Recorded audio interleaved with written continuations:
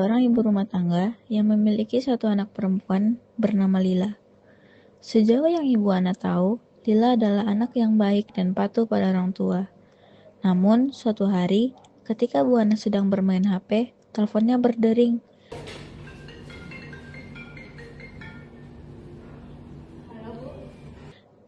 Bu Ana menerima panggilan tersebut dengan wajah yang berubah cemas karena baru saja mengetahui anaknya terlibat dalam praktik open BO yang ilegal.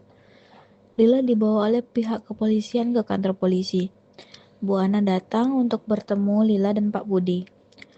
Polisi yang menangani kasus ini untuk mencari solusi yang terbaik bagi anaknya. Selamat siang, apa benar ini dengan Bu Ana, ibu dari Lila? Selamat siang, Bu. Benar saya ibunya. Baik, seperti yang ibu ketahui, anak ibu terlibat dalam praktek open BO ilegal baru-baru ini. Kami perlu tahu lebih banyak karena anak ibu tidak mau suara atas tindakannya. Karena ini melibatkan anak di bawah umur, anak ibu bisa mendapatkan hukuman. Yang benar, Bu. Iya, Bu. Ibu, anak ibu.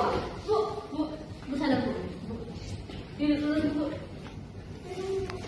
Bu, saya tahu anak saya melakukan hal yang sangat salah. Dan saya betul-betul kecewa. Saya tidak terima kenyataan jika dia diberi hukuman yang berat atas kesalahan ini. Dia masih muda, dan saya yakin ini bukan murni keinginan dia. Tapi ada pengaruh lain. Tolong bantu saya, Pak. Saya paham kekhawatiran Ibu, tapi kita harus memikirkan dampak panjang dari tindakan Lila tersebut. Perlu Ibu ketahui, PSK terpelanggan di bawah umur dianggap korban. Dalam pasal 42 ayat Perda DKI Jakarta nomor 8 tahun 2007 menyebutkan tentang ketertiban hukum. Setiap orang dilarang memaksa, memfasilitasi atau menyuruh orang untuk menjadi penjajah seks komersial yang melanggar mendapatkan sanksi berupa pidana paling singkat 20 hari, paling lama 90 hari atau denda paling singkat, paling sedikit 500.000, paling banyak 30 juta. Berdasarkan UU SPPA, Lila mendapatkan hukuman setengah dari pelaku dewasa. Bu, tolong Bu, saya sangat khawatir jika dia dihukum dan dia akan kehilangan masa depannya.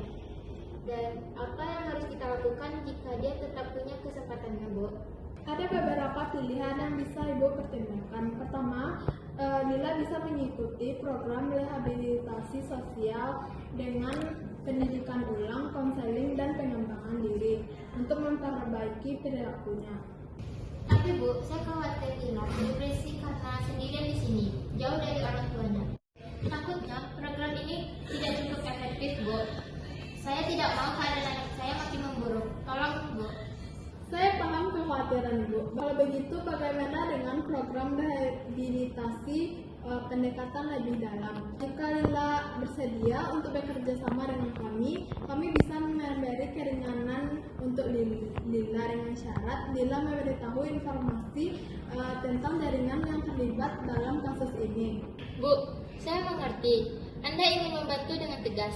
Tapi jika Lila bekerja dengan pihak berwenang, bukankah itu akan lebih berat untuknya? Saya tidak ingin dia diincar dan menjadi sasaran para pelaku yang lebih besar, Bu. Itu memang beresiko, Bu. Tidak menutup kemungkinan hal itu terjadi. Namun, jika Lila memilih untuk bekerja sama dengan kami akan memastikan keselamatan Lila. Lila akan dibimbing untuk menghindari kembali terjerumus ke dalam pergaulan bebas tersebut.